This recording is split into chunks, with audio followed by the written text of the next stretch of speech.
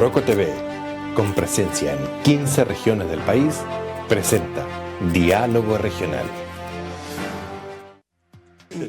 Bueno, tenemos un cambio en este momento en Diálogo Regional junto a Café Inquieto y Óptica Imágenes, porque le hemos pedido al senador Miguel Ángel Calixto que se quede un rato con nosotros, compartiendo, conversando, justo porque nos llamaba Eduardo Vera Vanderleer, que se encuentra en Ancud y no alcanzaba a llegar el día de hoy.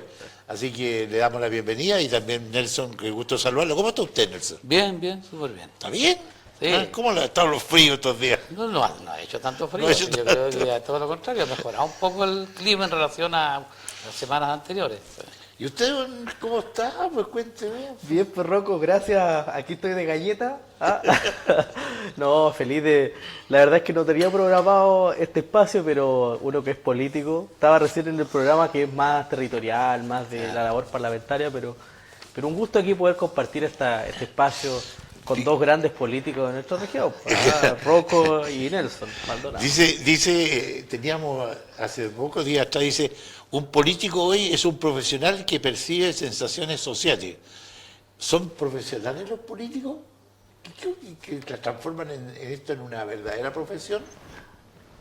Mira, Rocco, yo creo que la política es verdaderamente una vocación, porque en política tú tienes que estar disponible para todo, para los aplausos, para las críticas, para los cuestionamientos, para las mentiras. Tienes que tener una coraza que de verdad la tienes que... Y uno a veces cuando te lo dicen no lo entiende hasta cuando ya tú tienes que enfrentar muchas tormentas. Y creo que, decía un sacerdote por ahí bien reconocido, chileno, que la vocación política es una de las vocaciones más nobles de ejercicio público, porque implica destinar gran parte de tu tiempo, de tu vida, al servicio de los demás. Tú dejas tu familia, porque es una pasión, por loco, es como el fútbol. ¿Ah? Aunque esté nevando afuera, el futbolista sale a jugar, ¿o no? No sé. ¿Cómo que opina usted? Bueno, yo creo que una profesión, no sé, yo creo que algunos lo toman como una profesión, Sí, pues, pero que sea per se una profesión la política, yo creo que no, porque yo creo que hay muchos que realizan actividad política más allá de su profesión, ¿no? Sí, yo creo que para ejercer la actividad política de manera estable y permanente hay que tener vocación. Hay que tener vocación, uno tiene que gustarle la política y tiene que saber de antemano que a la inmensa mayoría de la gente no le gusta la política, que ve a los políticos como bichos raros prácticamente.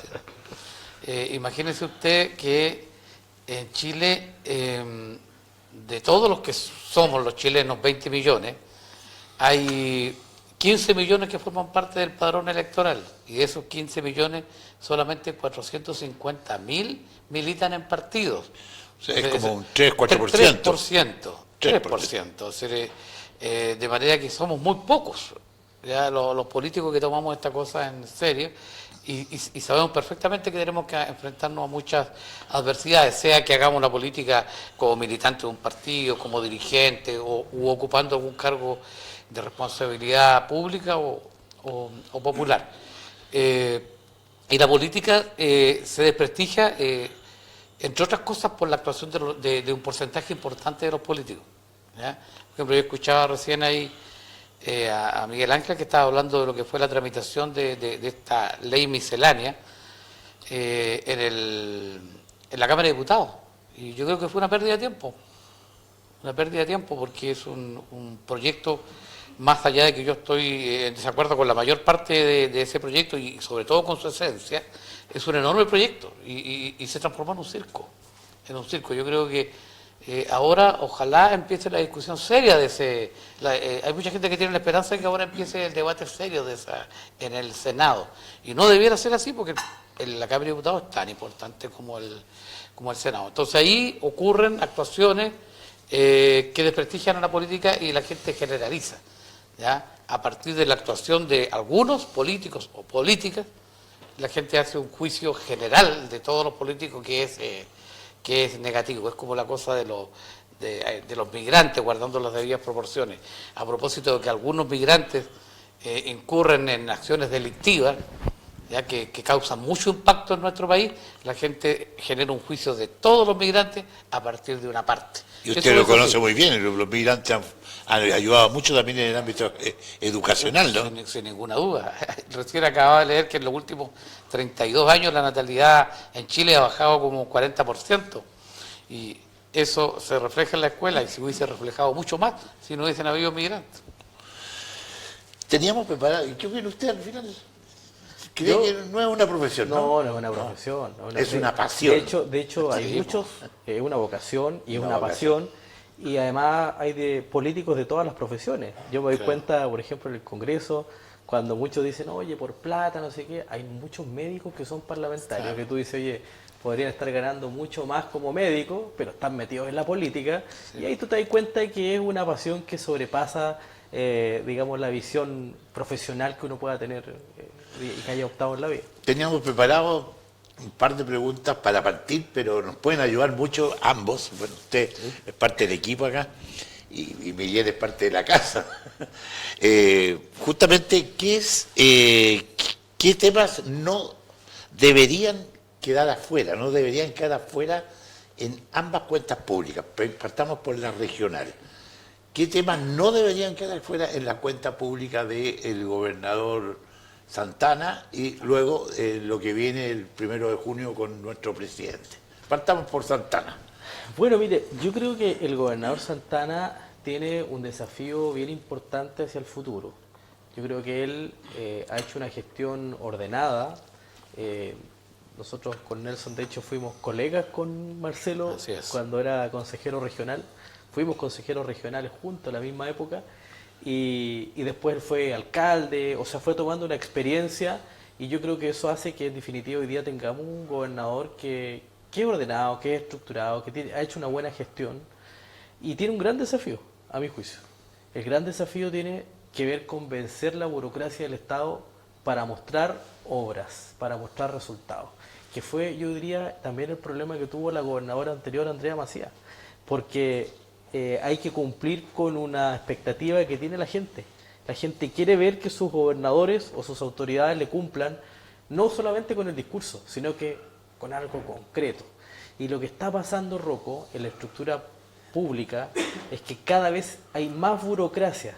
Si usted, por ejemplo, quiere construir un comité habitacional y si se pasa y el proyecto dice 320 viviendas, tiene que ir y solicitar una declaración de impacto ambiental. ¿Cuánto demora la declaración de impacto ambiental? Oye, puede pasar 2 años, 3 años. Tenéis parado el comité con todo listo. Tiene terreno, tiene los socios filtrados, tiene la entidad patrocinante, pero tienen que esperar 2 o 3 años la declaración de impacto ambiental. Y eso obliga a que tienen que bajar la cantidad de personas de los comités. Entonces, yo creo que el gran desafío que tiene hoy día el gobernador Santana, siendo que muy estructurado, muy ordenado, ha hecho una buena gestión a mi juicio, es mostrar obras. Y es ahí donde tiene un desafío con los consejeros regionales y por supuesto también con su equipo internamente del gobierno regional. Sí, bueno, la cuenta pública del gobernador actual es la primera cuenta pública. Y la primera cuenta pública tiene una característica. Generalmente se refieren a las obras realizadas en el gobierno anterior. Esta sería la segunda para Santana, ¿Es ¿no? la segunda o la primera? Para Santana es la De Santana segunda. debería ser la segunda, yo creo. Claro, porque la primera fue muy encima. Sí, Claro. sí. Claro, porque Fue asumió reciente. Recién recién. asumía. Pero este es un año, que en los tiempos que duran los proyectos también es poco. Claro. También es poco, o sea, una parte Porque importante en de el caso los... de CAS son 3 meses. Claro, la mayor parte de los proyectos significativos se ejecutan en 1, 2, 3 años y hasta 10 y más incluso. Cortan la cinta. Por lo tanto, yo diría que este año la gobernación actual debe haber iniciado proyectos propios Claro. para ser ejecutados el próximo año y a lo mejor terminar el año siguiente o el último año de su gobernación. Esa es la característica que tienen en general los alcaldes que son nuevos, los gobernadores que son nuevos y los presidentes que son nuevos. Y obviamente los gobiernos regionales tienen que garantizar la ejecución de obras, que es lo que la gente más espera, pero no solamente obras. Yo en eso el otro día difería con Eduardo Vera, porque el objetivo del FNDR esta sigla que la gente muy poco conoce, pero que todos mencionan, Fondo Nacional de Desarrollo Regional, es contribuir al desarrollo cultural, económico y social de la región. Y por lo tanto, en lo social, en lo cultural, también entran cosas que no son obras concretas, ¿ya? Que son proyectos, que son programas, que a veces se ven menos, pero que también son muy significativos, porque no solamente de infraestructura vive el hombre, ¿ya? Y menos el habitante de la región de Aysén. Y en relación a la cuenta pública del presidente de la República, bueno, él está recién empezando. O sea, no tiene mucho que hablar respecto de lo que él ha hecho, sino de lo que tiene que hacer. Yo creo que él enfrenta un problema político, que es objetivo. Él ganó la elección con dos banderas de lucha, como le dicen los políticos más tradicionales. Una, el tema del combate a la delincuencia. La seguridad. Y la segunda, la expulsión de los migrantes, ¿ya? Esas fueron sus dos banderas, y yo creo que la que motivaron que la mayor parte de la gente independiente, porque la gente de derecha vota por él por razones políticas, pero la gente que se identifica con sectores políticos aquí no alcanza para elegir un presidente, tienen que conquistar votos de gente que no se identifica con sectores políticos. Y esa gente votó mayoritariamente por él por estas dos cosas, que son muy sentidas para la ciudadanía, y uno lo ve, lo escucha, lo conversa con la gente. Y el presidente ha tenido problemas con estas dos banderas. Primero porque hizo una promesa muy grande, o sea, increíble, digamos, fantasiosa, la de expulsar de un paraguaso a 300.000 inmigrantes, cosa que en todos los foros le decían que eso era imposible, pero él le decía, eso es posible y nada es imposible, y se cerraba con eso. Pero ayer mandó 80. Claro, hasta ayer. Que era 80, y bueno, uno puede poner una meta importante, es decir, yo voy a duplicar la cantidad de expulsiones de personas irregulares que hizo el gobierno anterior. Eso podría ser una meta ambiciosa, realista, porque Piñera expulsó cerca de 5.000 personas, Boris 4.000 y tanto, pero claro, Boris bajó el ingreso de gente irregular en el norte. Y podría haber dicho, voy a duplicar esa cifra. Claro, pero con ese anuncio no habría logrado los votos que logró, ese es el gran problema. Entonces, él ya reconoció que ese era un anuncio metáfora. falso, una metáfora, que tampoco, no es una metáfora ni una hipérbole, es simplemente una falsedad. Y la otra que tiene que ver con la seguridad, que tampoco ha estado de acuerdo a la magnitud de su anuncio, fundamentalmente por la ministra que tuvo, que yo creo que también tuvo 2 meses perdiendo el tiempo con esa ministra, y porque ahora tuvo que reconocer que no tenía un plan. Y a Raúl le encuentra satisfactorio el plan de Boris. Claro, la política, porque las políticas son de largo plazo, a diferencia de los planes. Las políticas pueden ser a 10, a 20, a 30 años, pero un plan uno lo puede hacer a 4 años, de acuerdo a un gobierno. Pero lo que se reconoció aquí es que no había un plan, ¿ya? Y claro, muchos se preguntan, pero Kast ha sido 3 veces candidato, y las 3 veces que ha sido candidato su bandera de lucha ha sido la seguridad, no tiene un plan. Entonces, y él, en vez de trabajar en esas dos áreas, que son las más importantes de su campaña, se metió en esta reforma tributaria, que es una reforma tributaria que le pusieron al estilo Pinochet el nombre de reconstrucción nacional, pero una reforma tributaria. Y no era lo que la gente esperaba. No era lo que la gente esperaba, ¿ya? Entonces, vamos a ver cuál es el relato. Yo estoy ansioso por escuchar cuál es va a ser el relato del presidente, sí, para ver cómo va a enmendar su rumbo, para que haya una mayor concordancia entre lo que él prometió y lo que está haciendo. Rocco, a propósito de lo que dice Nelson, ahí tengo algunos matices. Yo creo que particularmente, el presidente efectivamente levantó fuerte el tema de la seguridad. Y yo creo que ese es un tema por el cual tuvo una gran adhesión popular. Pero el tema de la seguridad, yo creo que incluso el propio presidente y todo el mundo sabe que es complejo poder abordarlo en su integridad, porque la conversación que veníamos teniendo con el gobierno del presidente Boric era, por ejemplo, reglas de uso de la fuerza, permitir que los militares puedan salir a la calle a apoyar labores de las policías, por ejemplo, para entrar a zonas conflictivas, a barrios que están tomados por el narcotráfico, en fin, cómo apoyamos a Carabineros en su rol.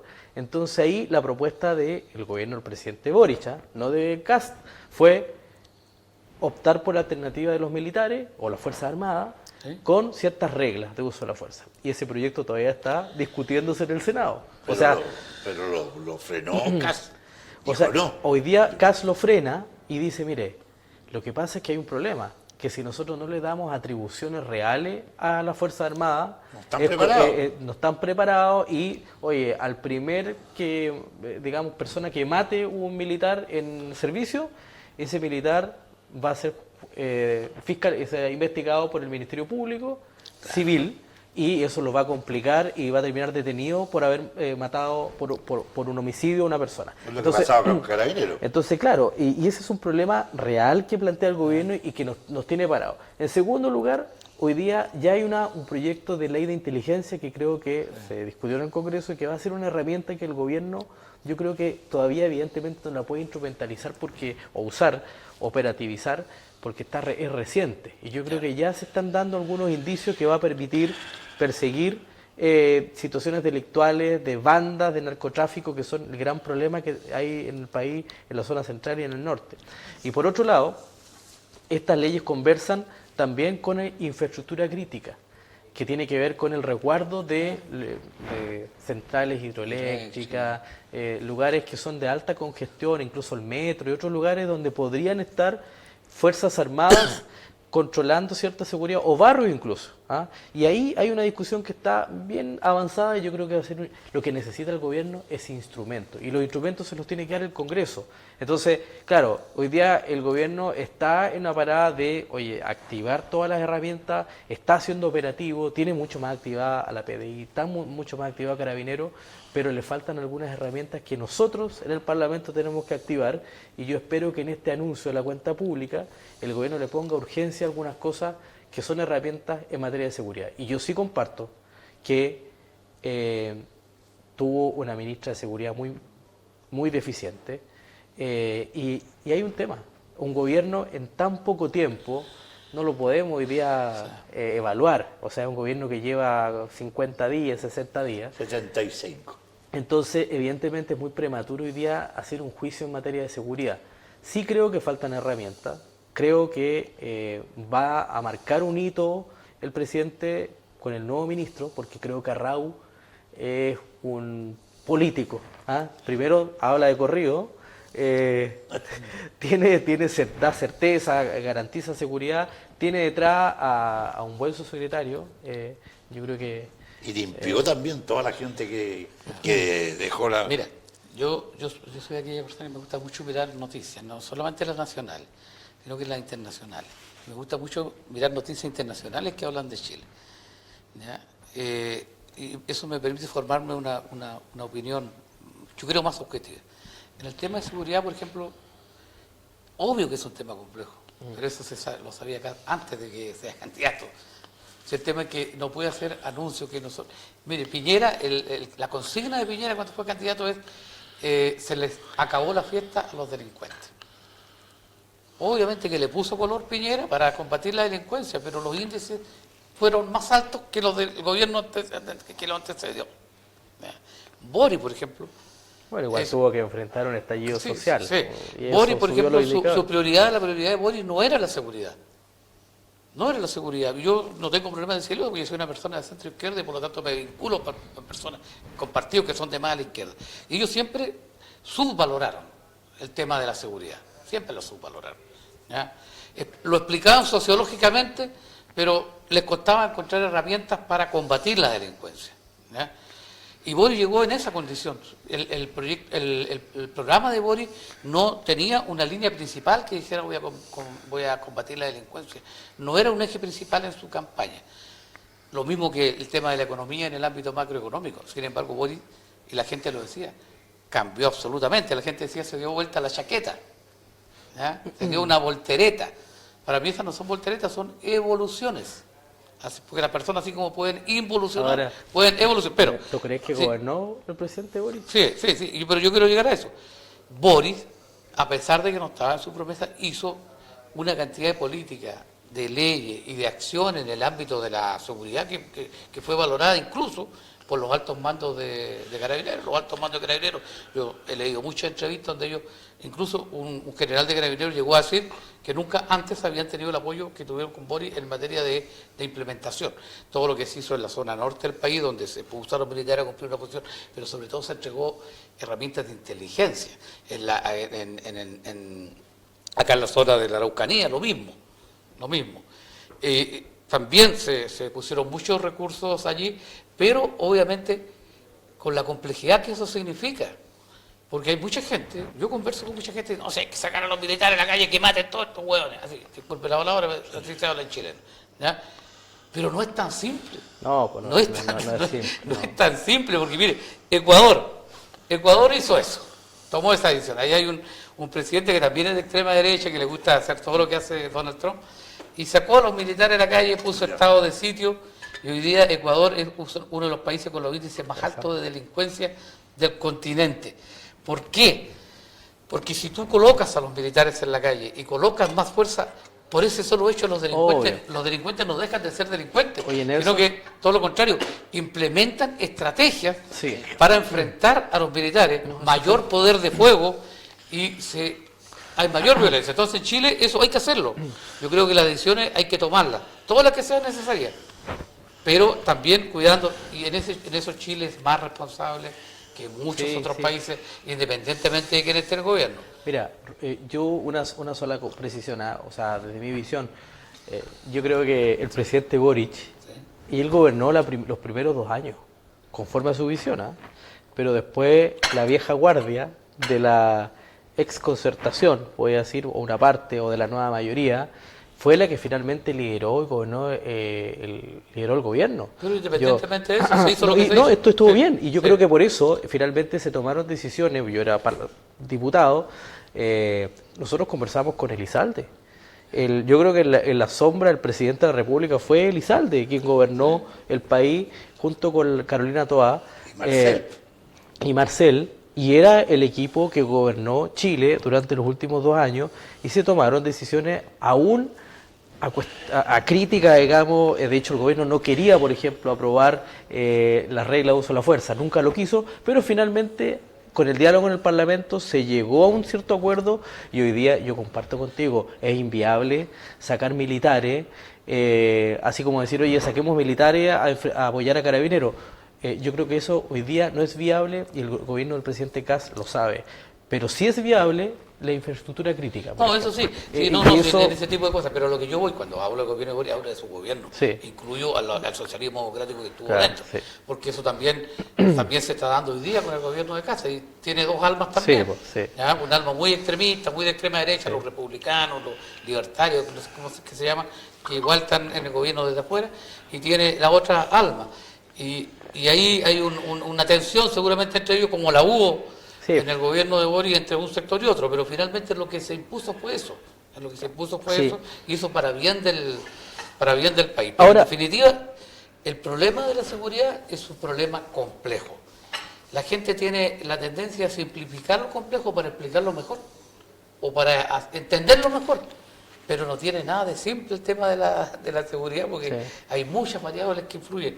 Hoy día el gobierno está invirtiendo en equipamiento para carabineros, aumentando el número de carabineros, entregando inteligencia. La tecnología es un elemento importantísimo. Si uno mira las noticias, la mayor parte de los aciertos de las policías y de los carabineros en sus investigaciones tiene que ver con el tema del celular, el tema de los correos electrónicos, el tema de los WhatsApp, la antena, todo ese tipo de cosas que están vinculadas a la tecnología, que hoy día permiten realizar diligencias que antes no se podían hacer. Y estos 10.000 millones de dólares que se están diciendo que es un error, lo de Grau, que hoy día lo desmiente, ¿cómo lo ven ustedes? Porque estaba leyendo hoy día, decía, lo anoté aquí, dice, amenaza propia de Pablo Escobar. Acusación constitucional contra Grau, indigna socialista y enrarece el diálogo del megaproyecto. Sí. Mira, yo creo, Rocco, que lamentablemente, y ahí comparto lo que dijo Nelson al inicio de su intervención, yo creo que la discusión en la Cámara de Diputados se ha vuelto, quizá el factor PDG puede ser un elemento que ha encendido el debate y que ha bajado el nivel de la discusión política, y hoy día además el ambiente está tan tenso. Yo fui el otro día a la Cámara de Diputados a conversar con varios diputados, ex colegas, y se nota en el ambiente como que hay mucha pelea entre ellos, mucha disputa, mucho robo de cámara, Y creo que eso se perdió una oportunidad lamentable en la discusión de la mega reforma. Yo creo que hay una realidad. Efectivamente hay un déficit fiscal que está salió el informe menos 2,3, creo que estamos, después de haber estado menos 3,7, que efectivamente hay un déficit fiscal, que efectivamente durante el gobierno del presidente Boric hubo un alto grado de gasto fiscal, lo que generó un estrés fiscal, y evidentemente hoy día estamos en una situación que el país de alguna manera arrastra con deuda.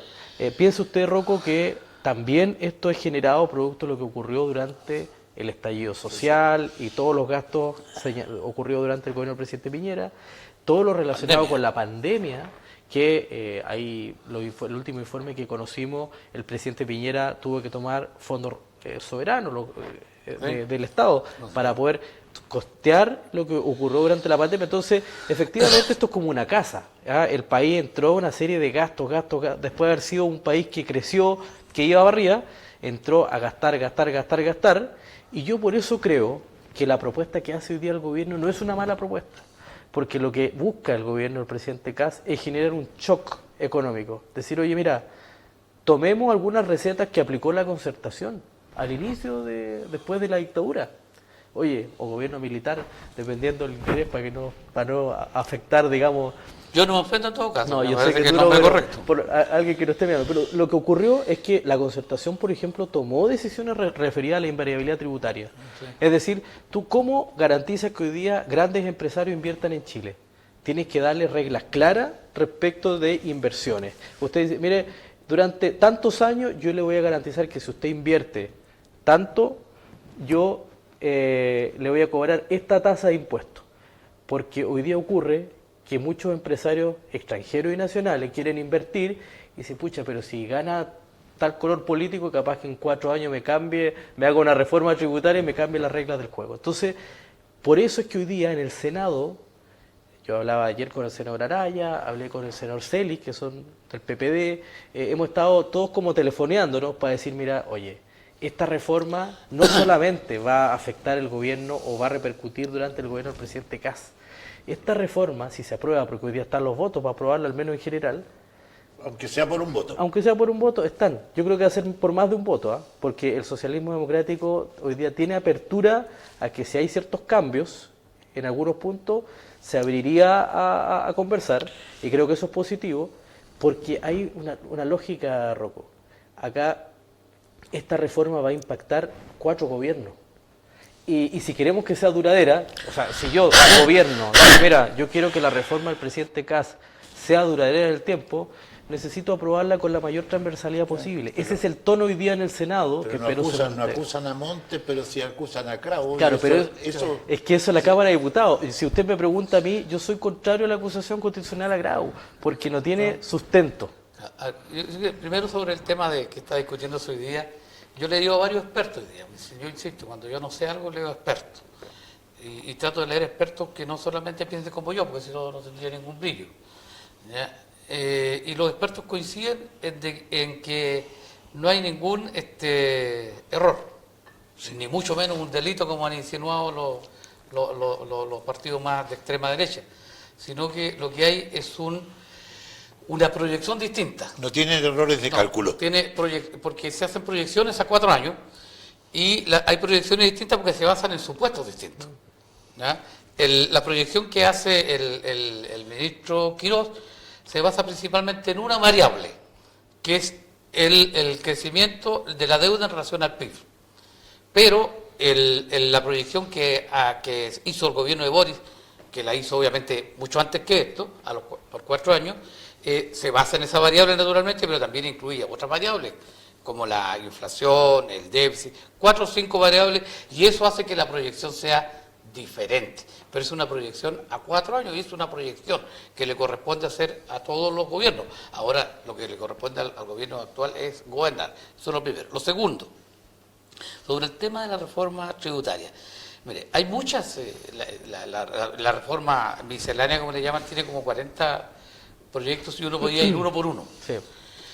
Pero el corazón de la reforma es bajarle los impuestos a los empresarios que tributan en primera categoría, impuesto corporativo. Ese impuesto, en Chile, el 90% de las empresas está exento. Del millón y tanto de empresas que existen en Chile, el 90% no paga ese impuesto. Lo paga el 10% de las empresas más grandes del país, ¿ya? Y los dueños de ese 10% son el 1 o el 2% más ricos de Chile, ¿ya? Por eso hablan de la reforma de los super ricos. ¿Cuánto significa esto en plata? Al bajar este impuesto, significa más de 4.000 millones de dólares menos para las arcas fiscales, ¿ya? Eso, porque se suma el impuesto más otra medida que tiene que ver con la integración, que es algo en que se integran los impuestos de la persona natural con la empresa de la que él es dueño y le significa un ahorro. Sumando las dos cosas da como 4.000 millones de dólares, que yo sacaba la cuenta el otro día, que equivale como a 90.000 viviendas sociales, ¿ya? Entonces, eso va a dejar de percibirlo el fisco. Y para paliar eso, se está haciendo recortes en todos los ministerios, entre otras cosas, ¿ya? Una de las medidas que se está tomando para paliar es hacer recortes en todos los ministerios. Pero, ¿qué es lo que dice el gobierno? ¿Y qué es lo que dice la teoría económica de derecha? Que si uno le baja los impuestos a estas empresas, las empresas van a invertir más. Y esa mayor inversión va a crear mayor empleo y va a crear mayor crecimiento. Ese es el dibujito. Eso, yo lo dije el otro día, lo repito, en la práctica no se ha dado. No se dio con la Margaret Thatcher, que hizo lo mismo en Inglaterra, no se dio con Reagan, que hizo lo mismo en Estados Unidos, no se dio con Trump, que hizo lo mismo en su primer gobierno, ni se dio con Pinochet, que hizo lo mismo durante la dictadura, y las cifras son evidentes. Nosotros, al terminar la dictadura en 90, Calixto era muy joven, todavía no nacía, no sé, pero Chile tenía 13 millones de habitantes y habían 5 millones de pobres.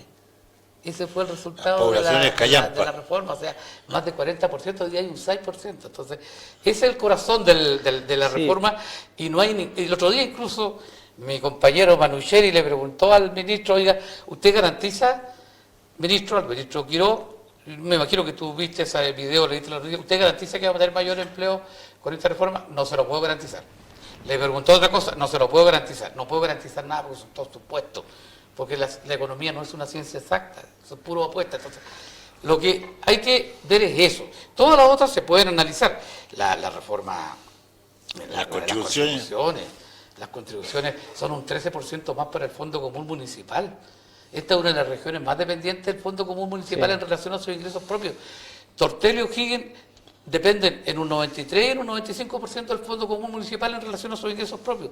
Coyhaique es la segunda comuna del país más dependiente del Fondo Común Municipal en términos per cápita. La región, como región, es la segunda después de Ñuble. Pero ¿quiénes más pagan, dependiente, claro. ¿Quiénes pagan contribuciones en Tortel? Claro, pero es que el punto es que los beneficiados con esta medida son las personas mayores de 65 años que son propietarios de una vivienda que tiene un valor fiscal superior a los 200 millones de pesos. Viven la mayor parte de ellos, el 80% vive en Vitacura, en Las Condes y Los Rechea. Entonces, esa, por ejemplo, esa hay que revisarla. Oye, mira, ¿sí? yo comparto algunos puntos, pero mira, creo que hay que ver también la historia. Muy seguido porque no era convencer. No, es que ya me está gustando la conversa. Claro. Pero Nelson apunta algo que efectivamente es la gran discusión que yo creo que lamentablemente, reitero, no se dio en la Cámara de Diputados. Vimos otra discusión, otro tono que fue lamentable. Y yo creo que en el Senado, te aseguro, Nelson, que va a ser una reforma que se va a aprobar con una mayoría bastante significativa. De hecho, yo creo que un ejemplo de ello fue el gran acuerdo que hizo el Senado respecto de la administración del Senado, las comisiones y la mesa. Donde incluso socialistas y PPD participaron de ese acuerdo. Yo creo que hoy día hay un ambiente distinto. ¿Por qué? Porque efectivamente hay puntos que todos son discutibles. Si nosotros revisamos, recién la invariabilidad tributaria, es algo que Chile ya hizo. La invariabilidad tributaria es muy distinta, pero la hizo para dar garantía para la inversión. Y eso le da certeza al gran empresariado por invertir. Y nuestro país necesita actividad económica porque eso da mayor empleo y crecimiento, que es el gran problema que tenemos. Si hoy día se está tomando una decisión como esta, porque el diagnóstico es compartido. Chile hoy día dejó de crecer y está endeudado. Es como en cualquier casa. ¿Qué tenemos que hacer si estamos endeudados? Oye, rebajar los gastos. Hoy día el gasto público es más que recortar planes sociales como se ha hecho caricatura, es, oye, hacer más eficiente el Estado. Y me parece bien, incluso están eliminando algunas fundaciones que dependían de la primera dama en su minuto. Yo creo que hay servicios públicos que no tienen mucho sentido de funcionamiento, que son puro seremi, funcionarios que opinan y que no tú ves para abajo y no tienen ningún sentido. Se pueden bajar los ministerios también. O sea, yo creo que hay que reducir ministerios. 26 a Yo 19. eliminaría 25. yo eliminaría ministerios que están de más. Pero volviendo a la reforma, cuando tú dices la rebaja del impuesto, Claro. del 23 al 27%, o sea, el No, 27 al 27 al 23, 23 de forma gradual. gradual. Eso también ocurrió en Chile, si esto existía antes de la reforma de Bachelet. La reforma de Bachelet se hizo en su minuto para mayor recaudación, para garantizar planes sociales que son muy importantes. O sea, mira, el sistema de seguridad respecto de la pensión en ese minuto, la pensión... Garantizada universal. le decían esta pensión para las señoras jubiladas que eran dueñas de casa, ¿cómo era la...? No es la pensión garantizada Sí, que universal. hoy día se llama PGU. PGU pero- se le cambió nombre y se mejoró Sí. un poquito. Entonces, y que se ha contribuido a ir mejorando y yo espero que esto siga en aumento, que la PGU siga mejorando. Pero fue en un momento de recaudación porque efectivamente el Estado necesitaba recaudar, pero hoy día el Estado está en deuda. Entonces lo que necesitamos es incentivar y atraer la inversión. Y en ese sentido Chile también ya le dio condiciones al gran empresariado con rebajas tributarias, con rebajas de impuestos, con integración, que era mucho lo que existía antes, y es una receta que está planteando el gobierno. Ahora, te digo una cosa, yo creo que eso, así como está, no se va a aprobar en el Senado. Se van a hacer modificaciones, yo creo que la gradualidad de eso incluso Punto puede por ser punto. punto por punto, y esa gradualidad puede ser revisada conforme a resultados. Oye, vamos viendo si la gradualidad va generando efectos concretos, que es lo que nosotros también nos preguntamos. Cuando tú dices el tema de las contribuciones, yo por ejemplo soy partidario de una indicación que estamos socializando entre senadores con la finalidad de ponerle un techo. Yo creo que un profesor jubilado que vive en el centro de Coyhaique, que hay muchos casos acá, que pagan contribuciones, no tiene por qué estar pagando contribuciones. Si ya Su está primera jubilado, vivienda, no. ya toda su vida trabajó y resulta que ahora sigue pagando, oye, enfermo, con gastos médicos. Pero es distinto un profesor jubilado de Coyhaique versus un gallo que tiene una casa con avalúo fiscal de sobre 20.000 UF en Las Condes. Yo creo que esa diferencia hay que hacerla en la discusión en particular. No, pues, Y tenemos que tema. ponerle un tope. Y el Fondo Común Municipal, yo coincido, fue un tema que planteé ayer en una entrevista que di en la segunda, y la idea es buscar un mecanismo compensatorio con mayor recaudación. Y por eso hay algunas indicaciones que estamos planteando anexas, como por ejemplo, aumentar impuestos a las concesiones acuícolas en las licitaciones, aumentar, crear un impuesto para la micro relocalización de las concesiones acuícolas y en fin con otras industrias también. Es decir, dar garantía, dar certeza de inversión, pero también no entregar gratuidad como ocurre hoy día a las concesiones acuícolas que se las entregamos gratis. Yo creo que si el tema porque esto de las contribuciones se ha ido mejorando. O sea, si en principio eran para las personas mayores de 65 años, cuya propietaria de una Primera vivienda. que valía 56 millones de pesos según avalúo fiscal. Pero después estaba la ley en el gobierno de Bachelet que extendió a las personas que que tenían una vivienda de un precio mayor, pero que ganaban menos de 1 millón de pesos. Y después Piñera incluyó que paguen la mitad los que recibían un ingreso entre 1 millón y 2 millones. Claro. O sea, los que van quedando, porque los mayores de 65 años que son propietarios de una vivienda son 1,5 millones, y los que están exentos son 1.100.000. Entonces, obviamente, en esos 400.000 que están pagando, debe haber casos que a lo mejor necesitan quedar exentos, como el caso del claro, ejemplo que tú del pones. profesor. Claro, pero no generalizarlo, porque yo creo No. Ni siquiera la gente más rica de Chile Oye, está pidiendo ese beneficio. Oye, yo comparto, yo pedí en la Sí. nómina el otro día acá en Coyhaique, Sí. solo en Coyhaique, 1.400 familias del centro de Coyhaique pagan contribuciones.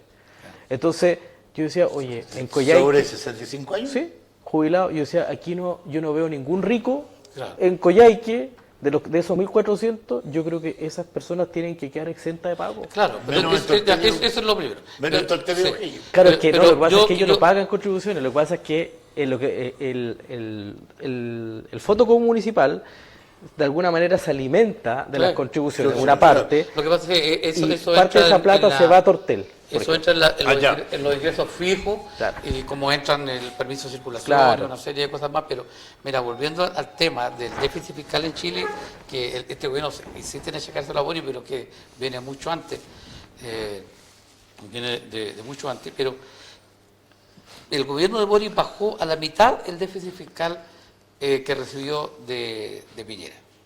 Bueno, todos sabemos lo que bajó también la inflación. En condiciones Sí, de sí, paz. Espera un poquito. Sí. Lo que bajó la inflación, cómo la recibió de Piñera, a cómo la recibió, a cómo la entregó el gobierno también, la inflación, que son dos indicadores muy importantes. Mantuvo el nivel de desempleo, bajó la inflación y bajó el déficit fiscal significativamente, ambos.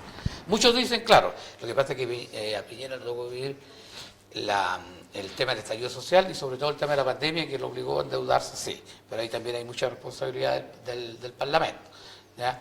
En ese endeudamiento que tuvo. Pero Boric tampoco la tuvo tan fácil.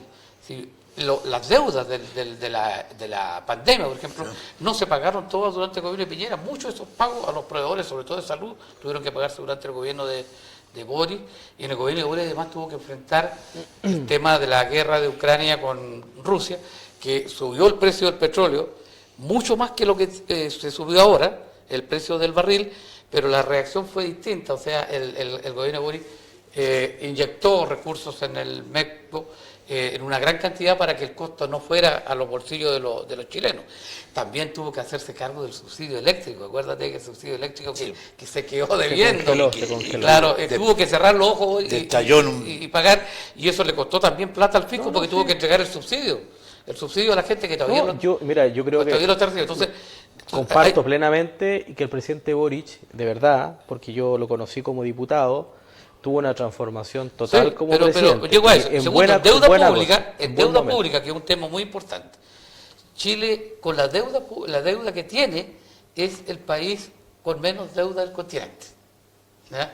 Y eso está ordenado porque tú eres parlamentario y fuiste diputado, sabes que se aprueba un presupuesto todos los años, y ese presupuesto le deja una cantidad de dinero respecto al cual el futuro gobierno se puede endeudar al año siguiente, ¿ya? Por ejemplo, CAT tiene la posibilidad de endeudarse estatal de acuerdo a lo que le estipuló el gobierno anterior. Todavía no hace uso de esa deuda, seguramente tiene que ir al Parlamento para pedir la autorización respectiva, pero está dentro de los márgenes.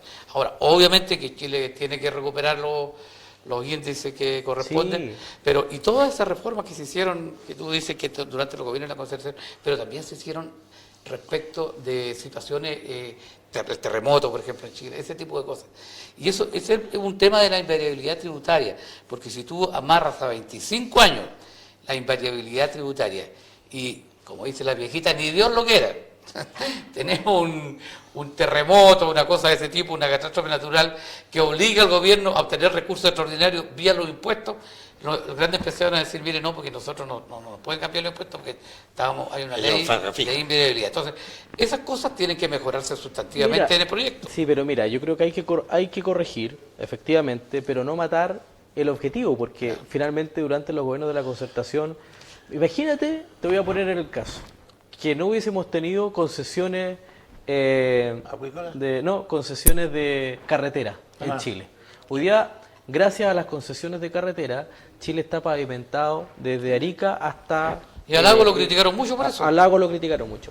¿Tú crees que hoy día, si el presidente Kast planteara una concesión, si no hubiera existido la iniciativa en Chile, esta hora lo estarían criticando, pero oye, a destajo, porque sería una medida, ¿cómo nos vamos a hipotecar a las grandes concesiones de carretera por 25 años? Yo lo que no me explico, ¿por qué seguimos pagándole a estas concesionarias la cantidad de plata que se les paga para mantener las carreteras de Chile si ya están hechas? Yo creo que ya con todo lo que se les ha pagado ya están pagadas, pero bueno, es lo que digo respecto a la invariabilidad tributaria. Creo que hay que revisarlo.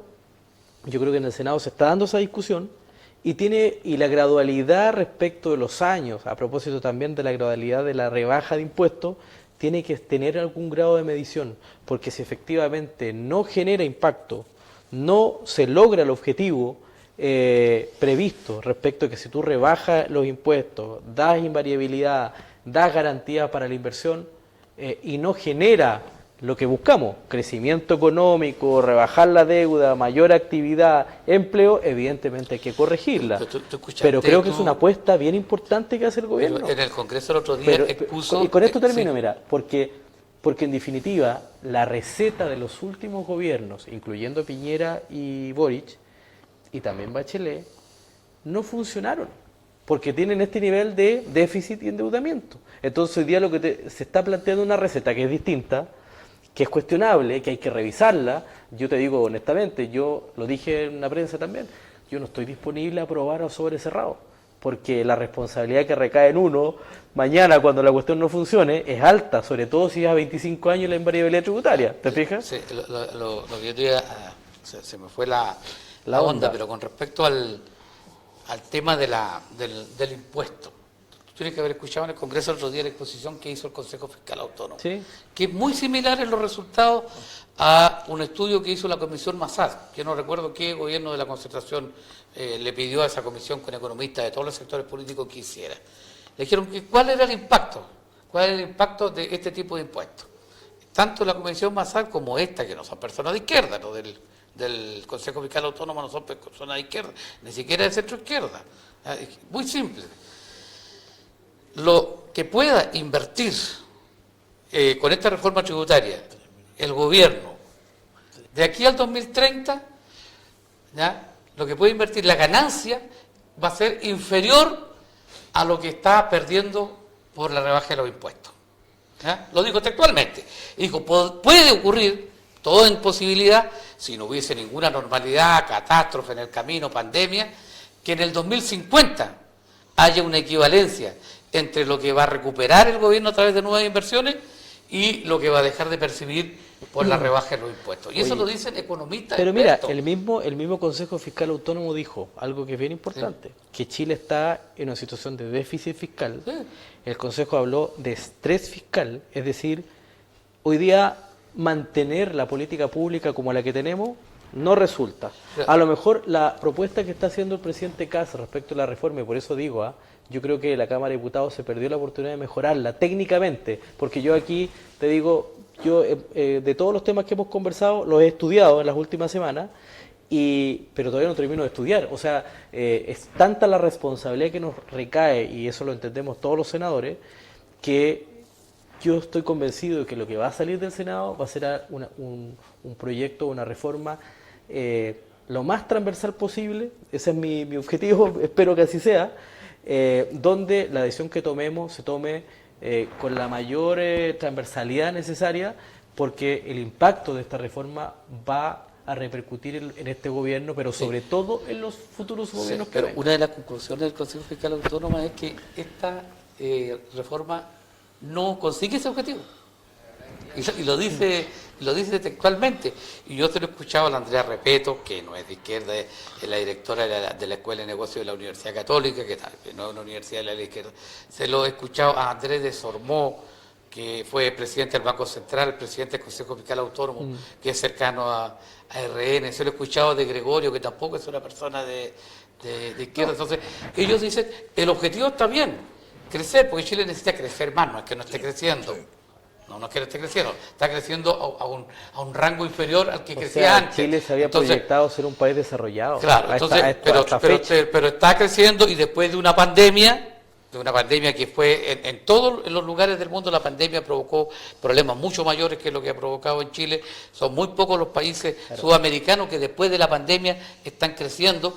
Chile creció poco, pero supone que de aquí tiene que seguir creciendo más, porque se normaliza el país. Por eso, mira, yo lo que valoro de esta reforma es que lo que está haciendo el presidente es pensar, no está pensando en su gobierno, porque si Kast solo pensara en que esta reforma va a impactar en su gobierno, pensaría en medidas a corto plazo, que generen un shock y tener resultados a 2 años, empleo, en fin, subsidios a la empleabilidad.